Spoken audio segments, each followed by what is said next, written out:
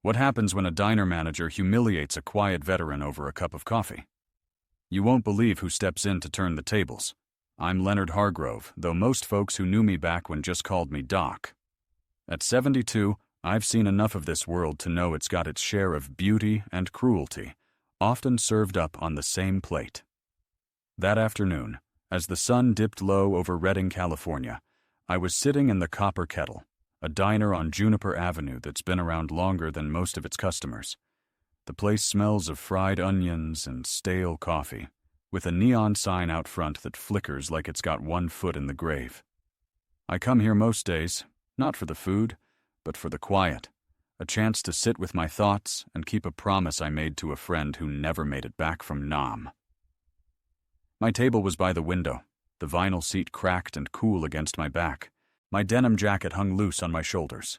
The eagle and anchor patch on the sleeve faded, but still proud. I was nursing a mug of black coffee, the kind that burns your tongue if you're not careful, and watching the world go by. Across the room, a young family caught my eye. A mom, dad, and a boy about 10, his laughter bright as a bell. It stirred something in me, a memory of my own boy, Nathan, when he was that age. He's in Boise now, with a family of his own, and we don't talk as much as we should. That's on me, I suppose. I reached into my pocket, my fingers brushing the worn leather of my wallet. I pulled out a $10 bill, crumpled but honest, and waved over the waitress, Marla Jenkins. She's a young thing, maybe 25, with an auburn ponytail and a smile that doesn't always reach her eyes. "Marla," I said, keeping my voice low. "Take this and put it toward that family's bill over there. Don't tell them it's from me." Marla raised an eyebrow, her pen pausing over her notepad. "You sure, Mr. Hargrove? That's near half your coffee budget for the week." I chuckled, the sound rough like gravel under boots. "I'll get by. Just do it, please." She hesitated, then tucked the bill into her apron. But I caught the flicker of something in her face. Pity, maybe, or irritation. She muttered something I didn't catch and headed back to the counter. I didn't think much of it. Folks like Marla, they're busy, stretched thin. I turned back to my coffee, letting the steam warm my face, my mind drifting to days long gone. Sand and sweat, the weight of a medic's bag, the screams of men I couldn't save. The diner's door jangled, sharp enough to pull me back to the present. In walked a man who carried himself like he owned the place. Travis Bonner, the assistant manager, was a broad-shouldered fella in his late 30s, his polo shirt stretched tight across his chest, his hair slicked back like he'd just stepped out of a car commercial. I'd seen him around before, barking orders, snapping his fingers at the staff. He had the kind of swagger that comes from thinking you're the biggest fish in a small pond. I didn't pay him much mind, not until his eyes landed on me. He strode over to Marla at the counter, his voice cutting through the diner's hum. "What's the old guy still doing here? He's been parked at that table forever." Marla glanced my way, her voice low but not low enough. "That's Len Hargrove, Travis. He's fine. Paid for that family's meal, too." Travis snorted, loud enough that heads turned. "What? He thinks he's Santa Claus? We're not a charity, Marla. Get him out." I didn't hear every word, but I felt the shift in the air, like the calm before a storm. The diner's chatter faded, replaced by a tense quiet. My fingers tightened around my mug, the heat grounding me. I've faced worse than a loudmouth manager. Mortars, ambushes, the kind of fear that sits in your bones. But there's something about being dismissed in a place you've called home for years that cuts deeper than shrapnel. Marla came over, her steps hesitant, her smile gone. "Mr. Hargrove," she said, twisting her apron in her hands. "Travis says you gotta wrap up. We need the table." I looked up, meeting her eyes. There was apology there, but also fear. Of Travis, of losing her job. I nodded, slow and deliberate. "Didn't mean to cause a fuss," I said, setting my mug down with care. "I'll be on my way." I stood, my knees protesting, and reached for my cane. It's more for balance these days, though I hate admitting it. I gave Marla a small smile, the kind that says I've seen too much to hold a grudge. But before I could make it to the door, Travis's voice rang out, sharp and mean. "Hey, old man," he called, his tone dripping with scorn. "Don't come back here thinking you can just sit all day. This ain't your living room." The words hit like a slap, and the diner went dead silent. Forks froze, conversations died, and every eye turned to me. The family in the corner stopped laughing, the boys' wide eyes locked on mine. I stood there, hand on the door, my back to Travis, feeling the weight of every stare. For a moment, I was 22 again, standing in a jungle clearing, my hands slick with blood, knowing I couldn't save everyone, but damn well trying. Then I was 72, stooped and gray, just a man trying to do one small good thing. I turned, slow as you please, and looked at Travis. His smirk faltered, just for a second, when he met my eyes. There was no anger in my gaze, not yet. Just a quiet weight that comes from carrying a lifetime. "I was leaving," I said, my voice steady, edged with something I hadn't used in years. "No need to make it a spectacle." Travis, emboldened by the silence, stepped closer, his chest puffed out like a rooster. "Yeah, well, move quicker next time. People like you, thinking you're entitled to take up space. Pay your bill and get out." The room held its breath. Marla hovered nearby, her face flushed, her hands wringing her apron like it was the only thing keeping her grounded. The family whispered among themselves, the father shaking his head. A couple of regulars at the counter shifted, but no one spoke. I could have walked away right then, let it go like I've done 1,000 times before. But something in me, call it pride, call it principle, dug its heels in. "You got away with words, son," I said, my voice low, a touch of irony creeping in. "Bet you practiced that in the mirror." A few folks chuckled nervously, breaking the silence. Travis's face reddened, his jaw tightening. "You think you're funny? Marla, get security." I shook my head, pushing the door open. The bell jangled, harsh and final, as I stepped into the fading light. The air outside was warm, thick with the scent of dry grass and asphalt. I paused on the sidewalk, my cane tapping the ground, my hands trembling. Not with fear, but with the ache of being unseen. I'd only wanted to do something kind, to pass on a little of what I've got left. Instead, I got a reminder that the world doesn't always care who you were. As I started down Juniper Avenue, I didn't hear the door open behind me. I didn't see the 6 men step out, their boots quiet on the pavement, their movements sharp and synchronized. They were strangers to me then, dressed in jeans and t-shirts, but carrying themselves like men who'd seen the same kind of hell I had.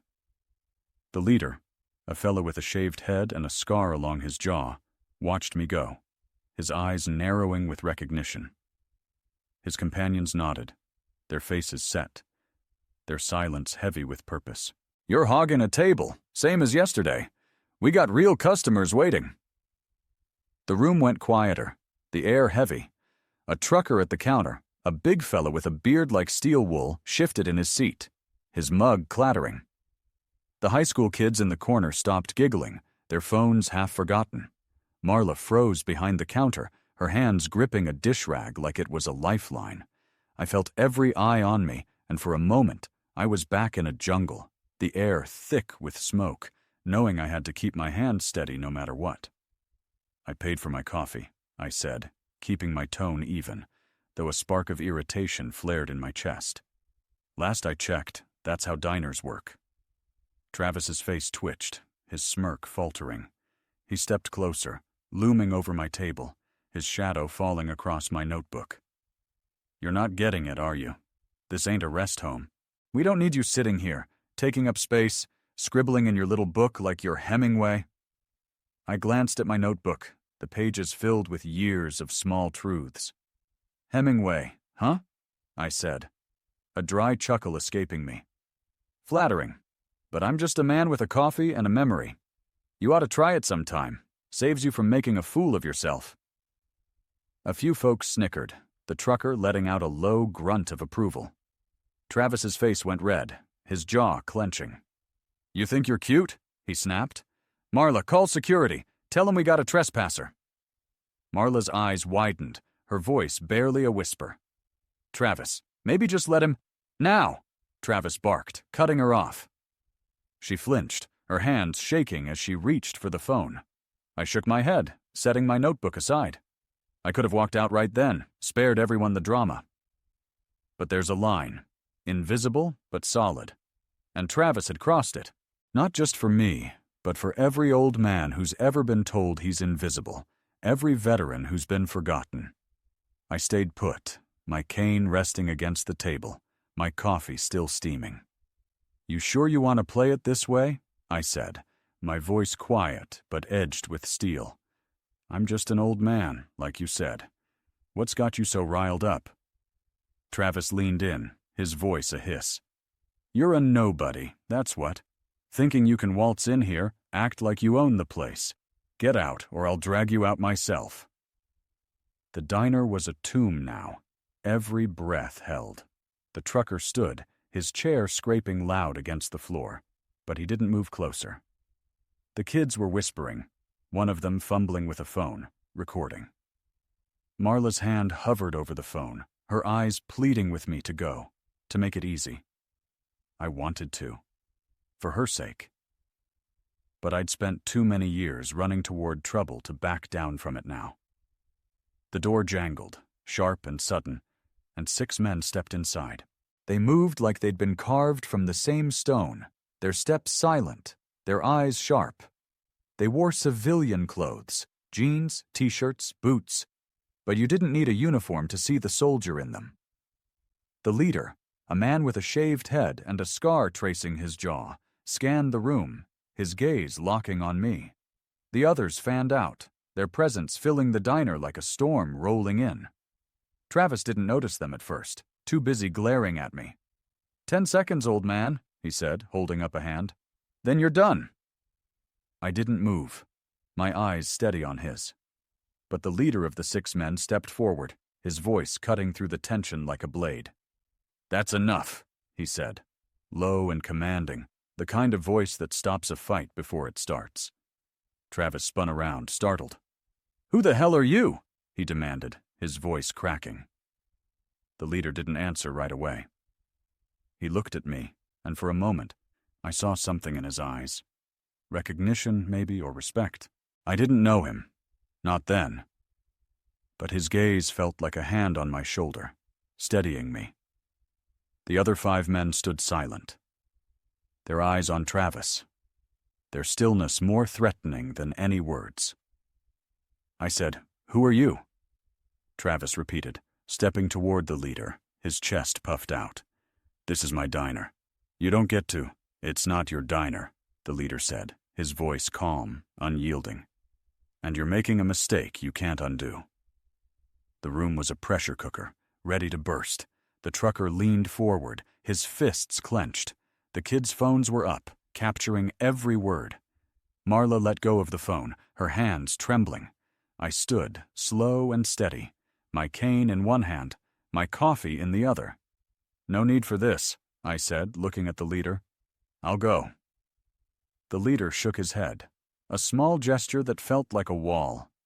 "You're not going anywhere, Doc." That word, Doc, hit me like a punch I didn't see coming. It's been years since anyone called me that. Not since the men I patched up in the jungle, the ones who made it and the ones who didn't. Travis frowned, confusion flickering across his face. Marla's eyes widened, her disrag forgotten. The trucker muttered something, his gaze darting between me and the 6 men. I set my mug down, my hand steadier now. "I don't want trouble," I said, looking at Travis. "But I'm not invisible. Not yet." The leader stepped closer, his presence a shield. The other 5 men moved with him, forming a loose semicircle around my table. They didn't speak, didn't need to. Their silence was a promise, a weight that pressed down on the room. Travis's bravado cracked, his eyes darting between them, searching for a way out. "What is this, some kind of stunt?" he stammered. "You can't just—" "Enough," the leader said, his voice slicing through Travis's words. "You've said enough." The diner held its breath, the tension thick enough to choke on. I stood there, my cane grounded, my eyes on the horizon beyond the diner's walls. Whatever came next, I'd face it like I always had. Head up, hand steady, heart full of the men I'd carried with me all these years. I stood there in the copper kettle, my cane planted on the linoleum, my coffee cooling on the table. The diner was a pressure cooker, every eye on me, Leonard Hargrove, Doc to those who knew me when the world was all fire and blood. At 72, I'm not much to look at anymore, just an old man in a faded denim jacket, but the weight of my years felt heavier than ever. Travis Bonner, the assistant manager with his red polo and slicked back hair, was unraveling, his bravado crumbling under the gaze of 6 men who'd walked in like they owned the air itself. They stood behind me, silent, their civilian clothes doing nothing to hide the soldiers they were. The leader, with his shaved head and a scar carving his jaw, held the room like a general, his eyes locked on Travis. The diner was dead quiet, the kind of silence that presses on your chest. Marla Jenkins, the waitress, stood frozen behind the counter, her dish rag limp in her hands. A trucker at the counter, a bear of a man with a beard like iron filings, leaned forward, his coffee forgotten. The high school kids in the corner had their phones up, recording, but their faces were serious now. No more giggles. The family from yesterday, the ones I'd paid for, watched from their booth, the boy's eyes wide, his father's arm tight around him. Travis tried to hold his ground, his voice shaky but loud. "You think you can scare me?" he said, his eyes darting between the leader and me. "This is my place. I make the rules here." The leader tilted his head, his scar catching the fluorescent light. "Your place?" he said, his voice low, like a blade sliding from its sheath. "You don't own this diner, Bonner, and you sure don't own the respect of the people in it." Travis's face twitched, his confidence a thin thread now. He opened his mouth, but the leader raised a hand, a small gesture that stopped him cold. "You don't know who this man is," the leader said, nodding toward me. "But you're about to learn." I felt the weight of his words, heavy as the medic's bag I used to carry. My hands tightened on my cane, not out of fear, but because I knew what was coming. I'd seen that look before, in men who'd fought beside me, men who'd carried me when I couldn't walk. I didn't know these fellas. Not yet. But their eyes told me they knew me. The diner stirred, a low murmur rippling through the crowd. The trucker leaned back, muttering, "Well, I'll be damned." Marla's eyes widened, her breath catching. Travis scoffed, but it was weak, like a kid trying to talk tough. "So what? He's some old guy with a story. Doesn't give him the right to take up space." The leader's eyes darkened, and the 5 men behind him shifted, their silence louder than any shout. "You should care," the leader said, his voice steady but sharp. "Because the men standing here, we owe him our lives." That hit the room like a mortar round. Every head turned, every whisper died. The trucker's mug clattered against the counter. The kids lowered their phones, their mouths open. Marla let out a small gasp, her dish rag falling to the floor. I stood there, my heart thudding, not from pride but from the weight of memory. Jungles, choppers, the screams of men I'd patched up under fire. I didn't ask for this, didn't want it, but here it was, spilling out in a small-town diner. The leader turned to his men, his voice softening, but every word carried. "This is Leonard Hargrove, Doc Hargrove, Navy corpsman, 2 tours in Vietnam. Saved more lives than you've got years, Bonner." He gestured to the man on his left, a broad-shouldered fellow with a graying beard and eyes like steel. "Dixon here?" Doc carried him 3 miles through a jungle, bullets flying, to get him to a medevac. Saved his leg. Saved his life. Dixon nodded, his gaze locked on me, gratitude carved into every line of his face. My throat tightened. I remembered him now. Younger, bleeding out, his voice hoarse as he begged me not to let him die. I hadn't. But it wasn't me who got him through. It was the promise I'd made to keep going, no matter what. The leader pointed to another man, lean and wiry, with a faded tattoo peeking from his sleeve. "Ramirez? Doc pulled him from a burning chopper in '68. Took shrapnel to the leg doing it. Didn't stop until every man in our unit was safe." Ramirez's eyes met mine, and he gave a small nod, the kind that says more than words ever could.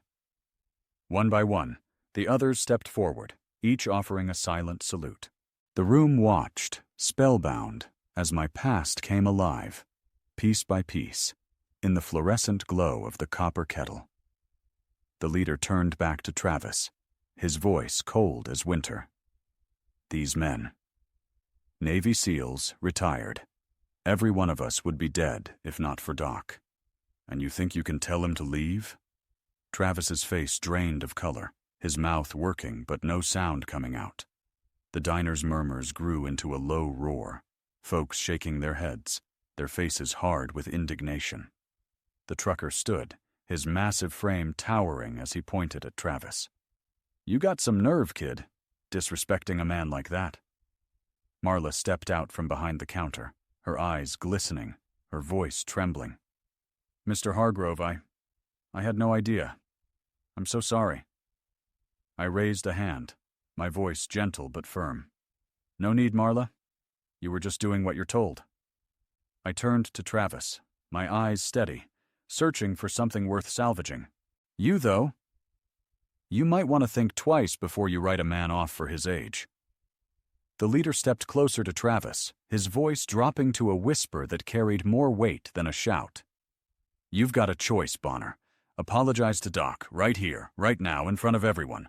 Or we take this outside, and we have a different kind of talk." Travis's eyes darted around the room, looking for a lifeline, but he found none.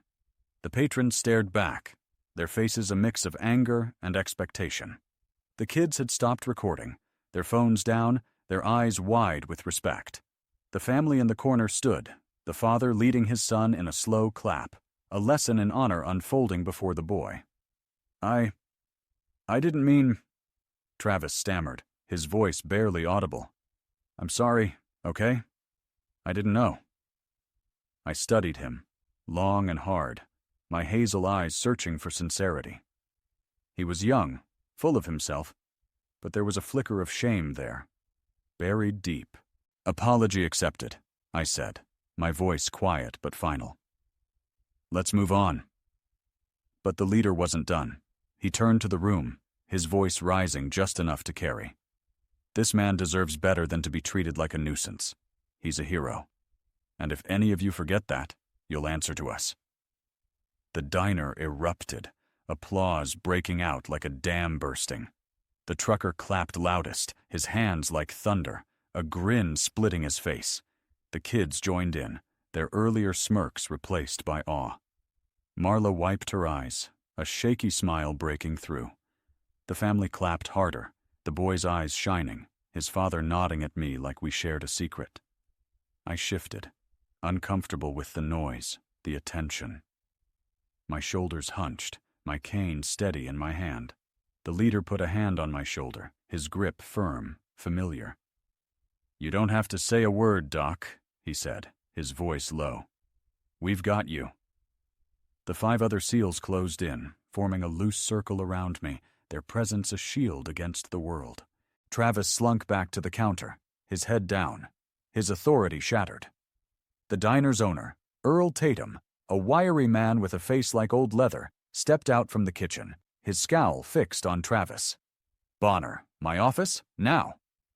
Travis shuffled off, his shoulders slumped, the room's eyes burning into his back. Earl approached me, his hand extended, his voice gruff but kind. "Mr. Hargrove, your coffee's on the house. Always will be." I shook my head, a faint smile tugging at my lips. "Appreciate it, Earl, but I pay my way. Always have." The SEALs chuckled, the tension breaking like a wave. The leader clapped me on the back, his scar crinkling as he grinned. "Stubborn as ever, Doc." I didn't answer, but my eyes softened, a flicker of pride breaking through. I nodded to the SEALs, then turned to the door. "See you boys around," I said, my voice steady, my cane tapping as I moved. The bell jangled as I stepped out, the 6 SEALs behind me, their steps silent but sure. Outside, the sun was high, bathing Juniper Avenue in gold. I didn't look back, but my steps felt lighter, my heart fuller. I'd carried the weight of my past for decades, but for the first time in a long while, it didn't feel so heavy. Inside, the diner buzzed, my story already growing into something bigger, a tale to be told over coffee and eggs. Marla started a fresh pot, her hand steady now. The trucker went back to his meal, shaking his head in wonder. The kids uploaded their videos, the comments pouring in, calling me a hero, a legend. I didn't need to see it. I knew who I was, and that was enough.